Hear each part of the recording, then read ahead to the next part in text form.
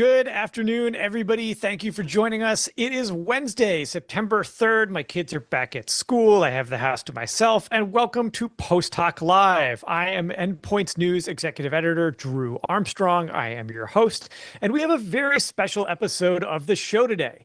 In 2 weeks, the Endpoints team will be traveling up to Boston and to unveil this year's Endpoints 11. The E11 is our list every year of the hottest startups in biotech. It is a ton of fun to argue about, to look at our nominees, and to end up picking what we think are the most exciting companies in the industry.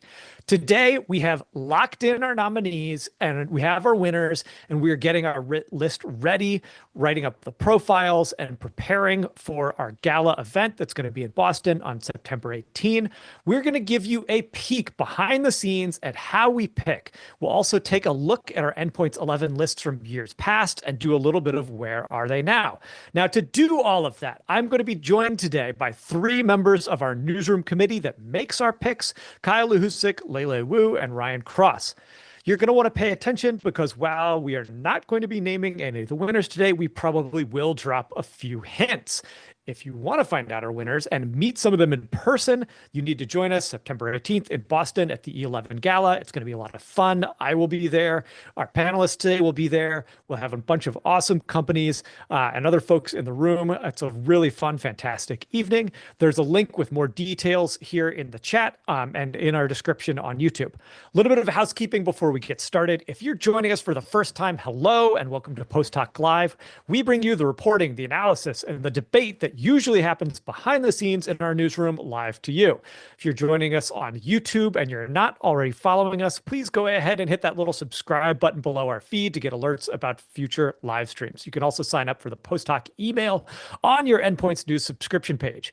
For those of you joining us on YouTube today, you can also use the live chat to join the conversation and ask us questions. If you miss us live, recordings will live on YouTube, Spotify, and Apple Podcasts. So let's get started. Welcome to the show, Kyle, Lele, and Ryan. So glad to have you all with us. This is going to be a fun one.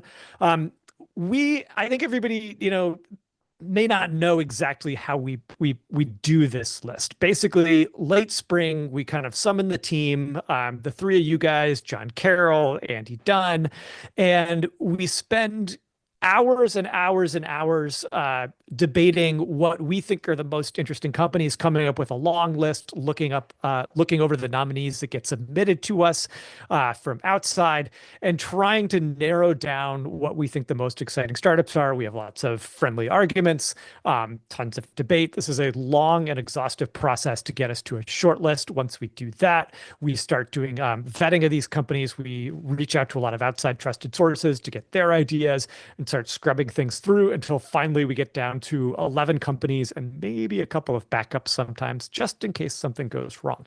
So I want to ask the group here, and feel free to just chime in, guys. Now, this year to me felt a little bit different than in years past, and I want to get a take from you all.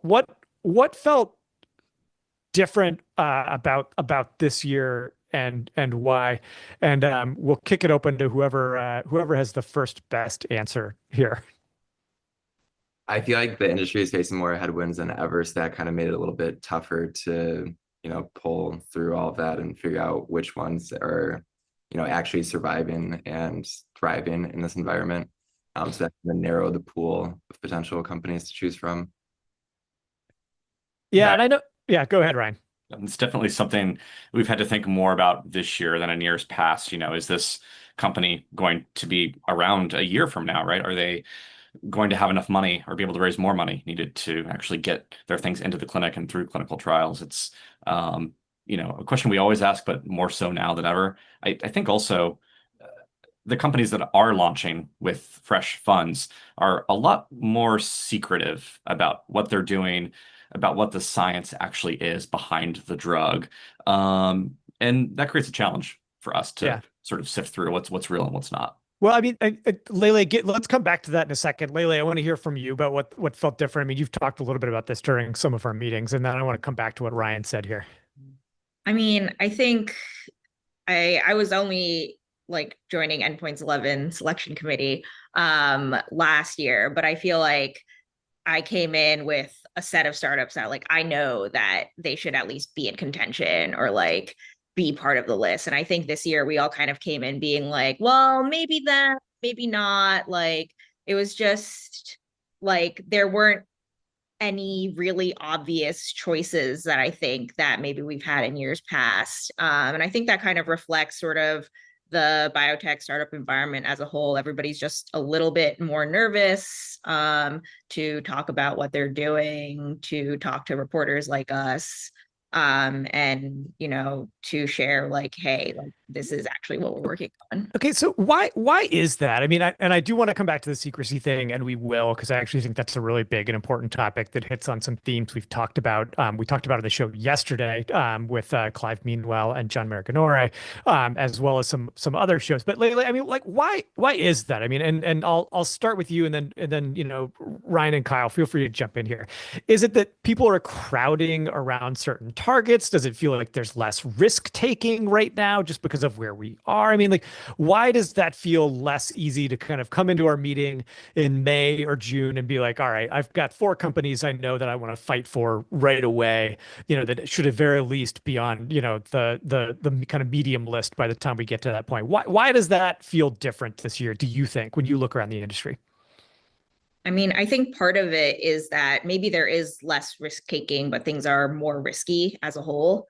And I That's know, a really good way to say it. I mean, I know of the startups that I wrote about this year, like none of them are alone, I would say, in like the area that they're working on. Like they have a set of competitors. And you know, like all of these companies, yes, they're like well funded. But they're all well funded doing like similar things. And so I think it's a little bit harder to say like, oh, like this is exactly what I'm working on, because there is that fear of like, oh, then my competitor will know like exactly where I am and what I'm doing. Yeah, and money doesn't come as easily as it used to. So you wouldn't be able to, you know, disclose your pipeline and bet on, you know, investors coming to you a few quarters later to actually bring that into the clinic. I mean, we saw this morning Treeline announced 1.1 billion in funding, and that's the first time they announced any of their clinical programs like 4 years in. So even the well-funded companies are holding back. Um, Ryan, do you feel the same way that Lele does? That you like, you know, did you feel like you knew in years past, like I want to fight for this, you know, this set of companies, and it was harder this year? I mean, you know, Yeah. and just to give everybody a reminder, I mean, like we have been sitting in essentially a version of this meeting, having this discussion, you know, with a little more specificity around it. But I kind of get that impression that you too felt like, you know, it wasn't as obvious this year. No, I completely agree with that. I think this has been a slow trend that's been ramping up actually since COVID. I don't know what it was that happened during the pandemic, but I guess we were all just focused on the coronavirus, right? And I think everyone else was heads down, and coming out of that, people have just been a little more quiet about what they're doing until the time is right. And I think that makes it a challenge to know if the secrecy, and again, of course, these are private companies, they don't have to tell us what they're doing, but the secrecy does make it a bit challenging to know if they're in a really cutting edge competitive space and they're just trying to maintain that edge, or if maybe they're actually doing something that's not quite as novel as they would have you believe, and a bit of vagueness and secrecy kind of can shield that a bit. So I think Yeah. that's something that's been a bit more of a challenge this year than in years past, is figuring out which ones are companies that are kind of doing the same thing as everyone else. They just have a slick and vague way of describing it, versus someone who's actually doing something really new and just doesn't want to spill the secret sauce. So why do you guys think we're seeing all this secrecy? I mean, you know, Kyle and I, we did the show yesterday to talk about, you know, John Maraganore and Clive Meanwell's new startup, doing some stuff in cardio. And I think, you know, one of the things that they mentioned, and this was a little bit of a conversation about China, was like, hey, we're 2 years old. We're going to be in the clinic next month. You know, they have kept very under the radar. I think they've done some patent filings and things like that, which we know that competitors look at and so on and so forth. But How much of this do we think this is driven by China stuff that I think, kind of gets spread across a lot of things versus, competitors here and in Europe, or just a trend towards secrecy in general? I don't know if that's something that you guys came across when you were talking to companies that we were looking at for the long and short lists. I mean, I think it's part of it is also companies in general, like not just for, Endpoints 11, just want to stay quieter until they're closer to the clinic, and maybe have like more solid ground to stand on. I was looking at our list from last year and I was kind of surprised that all of the companies that we picked last year are now in the clinic 1 year later, except for one. Which I think, considering the fact that we look at, fairly early stage companies, is kind of unexpected. Yeah, actually, that's kind of striking and surprising, and I don't know if that's necessarily been true of years past. I know, Kyle, you took a really close, you do this every year, but you did kind of a where are they now cohort check of all the Endpoints 11 companies from the past. I think we've picked 66 companies previously, so that's 6 years worth of lists. What did you see when you took a look? What are kind of the biggest changes from this year's look versus last year's look? And I asked that in the context that, like, it feels like the last year has been just a bit stuck in terms of, where things are in the markets and with deal making, and a lot of the kind of later stage milestones, especially kind of strategic and transactional milestones that we see out of companies like this. Yeah, I mean, out of all 5 or 6 years that we've done it, only 7 had been acquired until this year. So we added 4 more this year. Eli Lilly bought 2 of those, Verve and Scorpion. So I think that shows that, where the capital markets are, a lot of these private biotechs we've covered in the past are now looking at M&A exits instead. That's one trend line I noticed. Or Eli Lilly is reading our list. We hope so. Yeah, Yeah. I mean, I hope people are reading our list, but They famously don't want to do any large transformational deals, so this list would be perfect for them. Only 2 went public. I think that's no surprise. But what was interesting is that both of those companies went public on the same day in January, Metsera and Maze.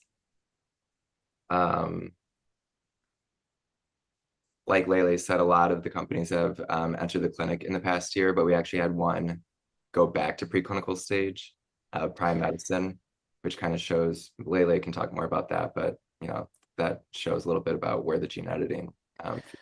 Yeah, so we were debating before the show in our virtual green room. I put everybody on the spot and asked them to think about what their kind of best and worst picks are.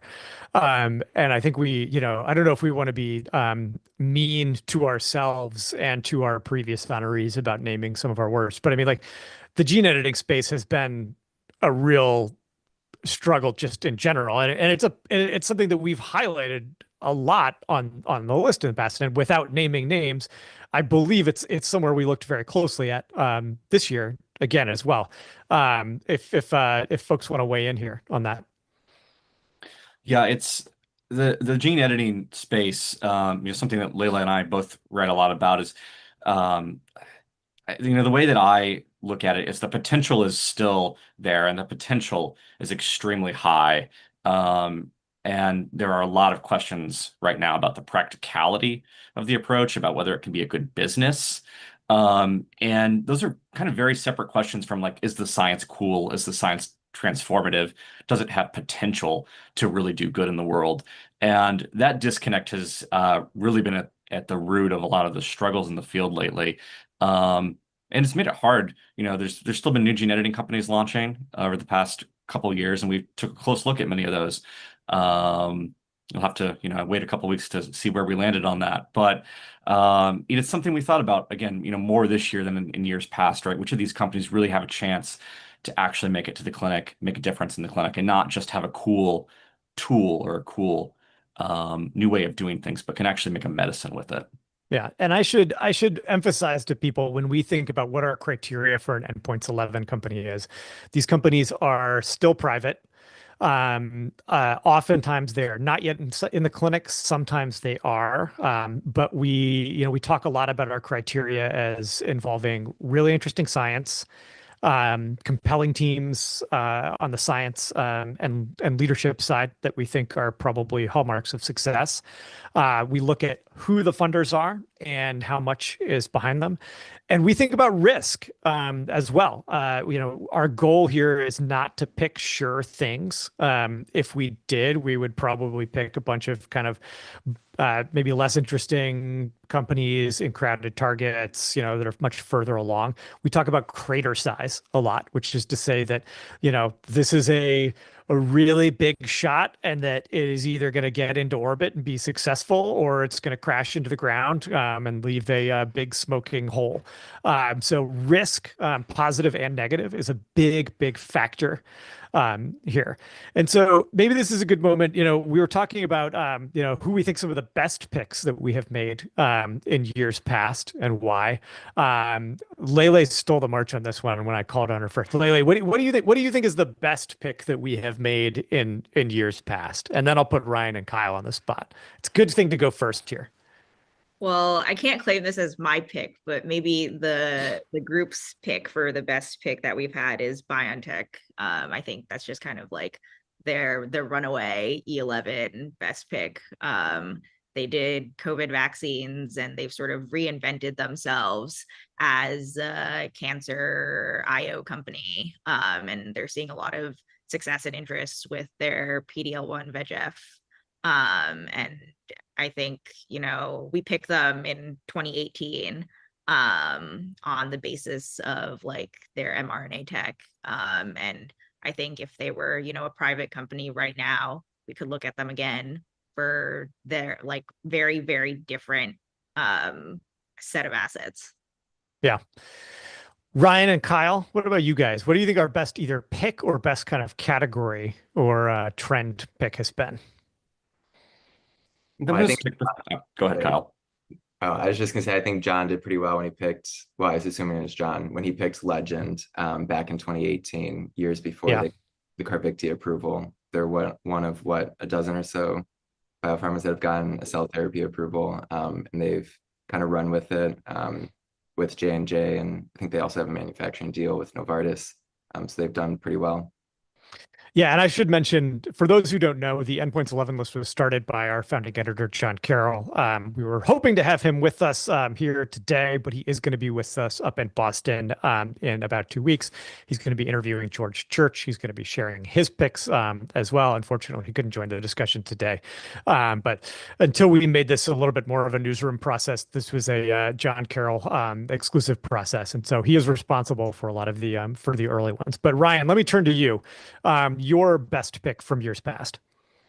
Yeah, again, I've only done this in 2 years past. So I'm also going to go into the archives here and pull out someone else's pick from 2020. Verve Therapeutics, company that's using CRISPR base editing to lower cholesterol as a way to prevent heart disease, was just acquired by Eli Lilly earlier this year. Really the first major acquisition of a CRISPR company. Of a CRISPR startup by a pharma company. So still a long way to go to see whether that continues to be safe and effective in bigger clinical studies. But it really gets at the heart of one of the big ideas and debates in the gene editing field right now, which is if you can do something once and do it permanently, is that better? Do people want that, instead of a daily drug or a once a month or once a year drug? That debate, I think, is going to take a long time to play out, but very interesting to see Lilly buy into that. Yeah. Yeah. I think it will come as no surprise for folks who read our list. We are going to have at least one, I will not say how many, AI companies on the list this year. I think this has been an area of real ongoing debate given all of the hype in the space. Andy Dunn, our AI expert, who is part of the picking panel, but is actually out on a reporting trip out on the West Coast right now, could not join us. But I think when he was looking for this, he was really exploring, what do we think are kind of the next generation of AI companies and who is moving this field forward. And what is the 2025 version of a cutting edge AI company look like? And so I'm excited for us to unveil some of those. I think we've done, that's a place where we've really led the coverage of this space. There's a lot of money, there's a lot of talent behind it. It crosses over into the tech world, but that's been a real priority for us as well.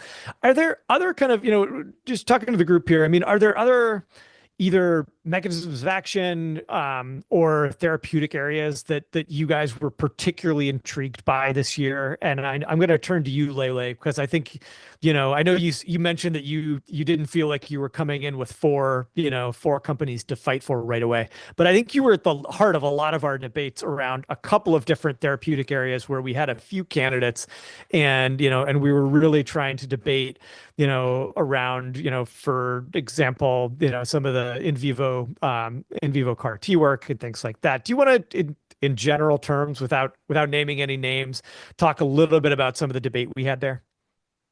It's extremely hard to talk about without talking about it. Okay. You can be careful. I trust you. I guess for in vivo CAR T, I think Ryan and I debated a lot about whether or not we should include an in vivo CAR T company on the list this year. Obviously, we've seen, I guess now 3 acquisitions of in vivo CAR T companies in the past several months. And we were wondering if, we picked Capstan last year and they got bought by AbbVie for 2.1 billion. And that was a good pick. We were wondering if, after that, do we still pick a company this year? There's a lot of excitement in the field. But like, do we leave it at last year or do we continue with this year? I think was the question. And I guess people will have to the list to see where we ended up on that. I'll just jump in too. I think, looking back at our list from, previous years, we've had some in vivo CAR T companies on here. And I think what's really interesting to me is we've actually profiled several companies that were not in vivo CAR T companies that have since become in vivo CAR T companies. Several of the circular RNA focused companies that we've covered in the past, including Orbital and Orna, launched hundreds of millions of dollars to do lots of different things. In vivo cell therapy being one of them, and that's now the focus of those companies. Another company that we picked a couple of years ago, Era Therapeutics, was developing a new kind of protein nanoparticle delivery technology, but has since added an in vivo CAR T program using more traditional lipid nanoparticles to its pipeline. So I think we've seen a lot of companies in the cell and gene therapy space gravitate around that technology, which, again, I think time will tell whether those end up being good picks down the road. Ryan, will you talk a little bit about, I think, can you talk in general terms? You have some companies in the, I guess, I think we can define them as gene editing companies. Like, can you talk about how you were thinking about the criteria for what you were looking for? Again, don't give too much away here, but like, I think, this has been a major focus of your reporting all year, thinking about kind of a world beyond CRISPR and things like that, and what the next technologies in gene editing look like. Can you maybe talk in general terms, kind of how you thought about where the bar should be and the types of tech you were looking for? Yeah, I think over the past really past decades since CRISPR gene editing was invented in 2012, it's almost every year there has been, either new enzymes that people have discovered that might be better than CRISPR-Cas9, or sort of people taking CRISPR-Cas9 and turning it into a new tool like base editing or prime editing or other things. The toolbox has gotten quite large, and each one of those new tools promises to do all kinds of things. And I think the potential again is there for each of these tools. They all have their uses and they all have their limitations. But I think we're sort of getting to a point where people are looking around and saying, like, what tools are there to make still that are big jumps and not incremental improvements? And there are maybe one or two or a few categories of things I can think of that of things that we would like to do to the human genome that we aren't really quite good at doing yet.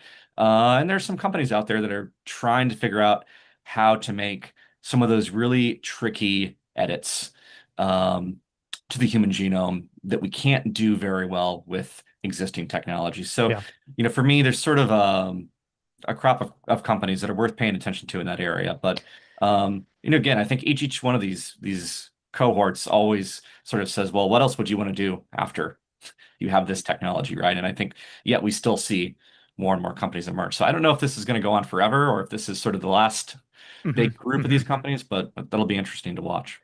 Yeah, and I know, this was a debate. We have a couple of China companies in there as well, or China related companies, I should say. And I think that was a place where we also looked at some stuff, I believe, happening in gene editing. Kyle, I don't know if you want to talk a little bit. We had a lot of debate about like what type of China company should we include. There are, as our listeners know and as our readers and endpoints know, you know, the explosion of new companies in China is just, it makes it, an impossibility for us to sift through. I think for us, it was really a challenge around differentiating, and trying to make what we thought would be good judgments around, I think, going back to our criteria, like, is the backing on this big enough? Do we really trust the team involved? And do we think that there's great work being done? Is this a smaller IIT, or is this kind of real work that's happening in a trial that's capable of translating really effectively somewhere else? Do you guys want to talk a little bit about the China discussion we have? Because I felt like this was actually probably one of the hardest things for us to choose this year, especially after last year, focusing on a lot of companies that I think in China, in our debate, were like, churning out ADCs that companies were going to buy. And I think that licensing zone has gotten, like companies in China doing big out licensing stuff, that's gotten a lot more mature and maybe doesn't necessarily fit our criteria as much this year. I can start real quick. I think one thing that we discussed in regards to the China-based biotech companies was, I don't think we wanted to pick a company that was just going to get acquired for a single asset next week, kind of thing. There are probably a lot of those, and we'll cover those, right? But it wasn't quite an E11 worthy company. I think we also didn't want to pick companies that had, just shown that they could do something once, but it was unclear whether it was actually going to ever become a medicine, right? I think we were really looking for Chinese biotechs that could become, have the potential to be full-fledged biopharma companies, in their own right. I think we also maybe considered some Chinese startups that did something first ahead of their US competitors. And I think the question in our mind was sort of like, as Ryan said, like whether or not those first would pan out into something successful, I think was a big consideration of whether doing something first gets you onto E11, or whether we should focus more on like, will it have a future, I guess. Yeah. All right, Kyle, I'm going to wrap us up by turning to you and putting you on the spot. So every year you do this amazing look back. It's on endpoints.news right now. If you haven't seen it, please go read it. Kyle is our master of spreadsheets and tracker of these companies. Fast forward me a year from now. What do you think we're going to be looking at when we're looking at these 77 companies that we look back on? Are things going to be better, worse? What's going to be different about when we have this conversation 12 months from now? Well, I definitely think there will be a lot more IPOs. I think they're actually going to happen next year. And there's, I don't know, 40 or so private companies still on this list that have the chance to go out. So hopefully we'll be talking about more of those. It'd make our coverage more interesting, I think, or more fun to do. I think Eli Lilly will buy a few more of them. It's probably a good bet. Yeah, I'd have to go back and look. I can't remember if any of them, or I know one of them is near an FDA filing. Lele and I were talking about them this morning, Orca Bio, on the cell therapy front. And I'm hoping more of these companies will be less secretive next year. I'm hoping that trend starts to claw back a little bit. So hopefully next year we'll come into these discussions with way more to consider. I hope so too, and that feels like a great place to leave things as a message to our future potential nominees. That is all the time we have for today. Ryan, Kyle, and Lele, thank you for joining us. Thank you for all of your hard work over the last several months putting together this list with Andy and with John. I cannot wait for us veil our winners in Boston in 2 weeks. Again, if you are interested in being there, if you are interested in meeting some of these companies, if you're interested in having a great time at a really fun event, go over to Endpoints News and go to our events section, or just Google the Endpoints 11 and you will find it. We can get you a ticket. We would love to have you there. If you're planning to be there, come and say hi to all of us. If you are interested in subscribing to more alerts about this great show, Post Talk Live, you can do so by signing up for our Post Talk newsletter. You'll get notifications when we have a new broadcast coming up. If you're not signed up already, go over to endpoints.news, top right-hand corner, hit the reader profile link, then preferences, and then click to activate Post Talk. You can also follow us on X, LinkedIn, YouTube, Spotify, and Apple Podcasts, and Blue Sky by searching Endpoints News. The recording of this conversation will also live on YouTube, so if you missed us live, you can catch us there. A big thank you to our producer, Nicole Wetzman, and our engineer, Dalen Turk. I am Drew Armstrong for Post Talk Live. We will see you the next time news breaks.